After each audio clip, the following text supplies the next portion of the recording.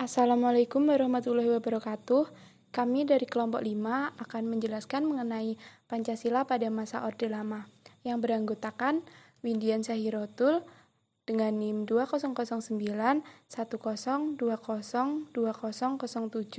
Rida Kusuma Astuti 2009 10202009, Tria Yulia Arvina 2009 10202058. Saya sendiri Vivi Alfiana Lukman Putri dengan NIM 2009 10202060, Arlinda Safira dengan NIM 2009 10202069, dan Diana Wulandari dengan NIM 2009 10202078. Baik, jadi untuk penjelasan selanjutnya akan dijelaskan oleh rekan saya. Di sini saya akan menjelaskan pengertian mengenai Pancasila. Pancasila adalah pandangan hidup dan falsafah bangsa Indonesia yang dahulu keberadaannya itu pernah akan digantikan dari hati sanubari rakyat Indonesia, yaitu oleh paham ideologi. Pancasila itu sifatnya akomodatif dan menganut sistem pemerintahan demokrasi, yaitu yang berdasarkan kebijaksanaan musyawarah dan mufakat. Jadi, Pancasila itu merupakan pandangan hidup yang berketuhanan Maha Esa, yang berarti bahwa manusia itu merupakan makhluk ciptaan Tuhan yang wajib menjunjung tinggi kemanusiaan, keadilan, persatuan, kesatuan, keserasian, keselarasan, dan juga keseimbangan. Pancasila pada Orde Lama. Pancasila dipahami berdasarkan paradigma yang berkembang pada situasi dunia yang diliputi oleh tajamnya konflik ideologi.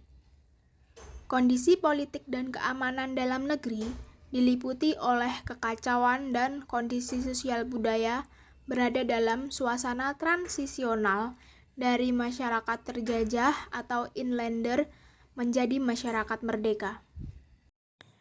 Masa Orde Lama adalah masa pencarian bentuk implementasi Pancasila, terutama dalam sistem kenegaraan. Pancasila diimplementasikan dalam bentuk yang berbeda pada masa Orde Lama. Pada masa ini terdapat 3 periode, yaitu yang pertama, periode tahun 1945 sampai 1950, yang kedua, periode tahun 1950 sampai 1959, dan yang terakhir periode 1959 sampai 1965. Jadi tiap-tiap periode akan dijelaskan oleh rekan saya. Pada periode 1945 sama dengan 1950. Dalam periode ini, penerapan sila keempat Pancasila tidak dapat dilaksanakan karena sistem pemerintahan parlementer. Dalam kehidupan politik, sila keempat yang mengutamakan musyawarah untuk mencapai mufakat tidak dapat dilaksanakan karena sistem demokrasi yang diterapkan adalah demokrasi parlemen. Dalam sistem demokrasi ini, presiden adalah kepala negara dan kepala pemerintahan dipegang oleh Perdana Menteri. Pengambilan keputusan juga tidak dilakukan dengan musyawarah mufakat, melainkan dengan suara terbanyak atau voting. Dan sistem pemerintahan yang liberal membuat hak-hak individual lebih diutamakan. Pemberontakan yang terjadi pada periode ini adalah yang pertama, pemberontakan PKI atau pemberontakan Partai Komunis Indonesia yang terjadi di Madiun pada 18 September 1948. Pemberontakan dipimpin oleh musuh ini bertujuan untuk mendirikan negara Soviet Indonesia dengan ideologi komunis. Yang kedua adalah pemberontakan Darul Islam yang dipimpin oleh Sekar Maji Marijan Kartosurwiryo. Pemberontakan ini bertujuan untuk mengganti Pancasila dengan syariat Islam. Selanjutnya periode 1950 sampai 1959. Pada tahun ini, penerapan Pancasila lebih diarahkan pada ideologi liberal. Ideologi ini lebih menekankan terhadap hak-hak individu seperti kebebasan dan kesetaraan dalam hukum. Akan tetapi, pada penerapannya, ideologi tersebut tidak dapat menjamin stabilitas pemerintahan. Pancasila sebagai dasar negara tidak berubah pada sistem liberal ini. Akan tetapi, pada penerapan nilai sila keempat masih belum berjalan dan terlaksana dengan sesuai. Mengapa? Karena sila ini masih belum berjiwa musyawarah mufakat, melainkan semua keputusan diambil berdasarkan perolehan suara terbanyak. Dari segi politik, demokrasi pada periode ini berjalan lebih baik dengan adanya pemilu untuk memilih anggota konstituante. Namun, anggota konstituante gagal menjalankan tugasnya untuk menyusun UUD yang sesuai dengan yang diharapkan, sehingga menyebabkan krisis politik, ekonomi, serta keamanan. Hal tersebut menyebabkan Presiden Soekarno mengeluarkan Dekret Presiden 5 Juli 1959 yang isinya membubarkan konstituante dan kembali memakai UUD 1945. Pada periode ini, masih ada beberapa pemberontakan. Yang pertama yaitu RMS. RMS sendiri yaitu Republik Maluku Selatan.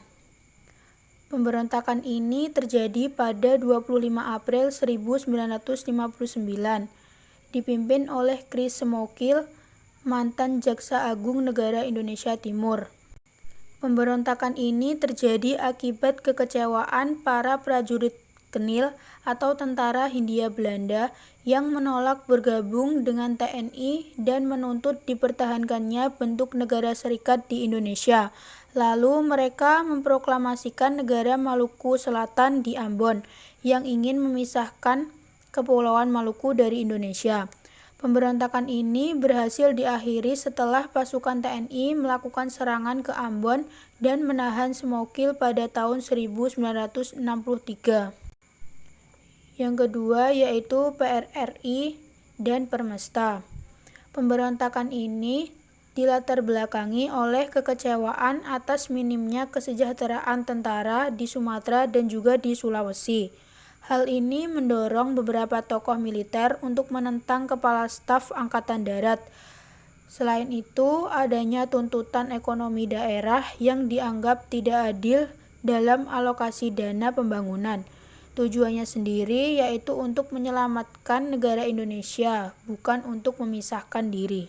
Pada periode 1956 sampai 1965, periode ini dikenal sebagai periode demokrasi terpimpin.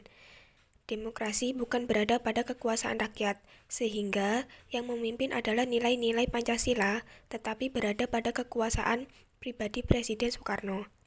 Akibatnya, Soekarno menjadi otoriter, yaitu ingin menjadi presiden seumur hidup. Politik konfrontasi menggabungkan nasionalis, agama, dan komunis, yang ternyata tidak cocok bagi NKRI. Presiden Soekarno melakukan pemahaman Pancasila dengan paradigma yang disebut dengan USDIK, dan menyebarkan nasionalisme, agama, dan komunis. Kemudian, pada periode ini terjadi pemberontakan lagi yang didasari upaya-upaya untuk mengganti Pancasila sebagai dasar negara paham komunis oleh PKI melalui pemberontakan di Madiun tahun 1948 dan oleh DITII yang ingin mendirikan negara dengan dasar Islam. Cukup sekian penjelasan dari kelompok kami mengenai Pancasila pada masa Orde Lama. Terima kasih untuk perhatiannya dan mohon maaf bila ada salah kata atau kekurangan. Wassalamualaikum warahmatullahi wabarakatuh.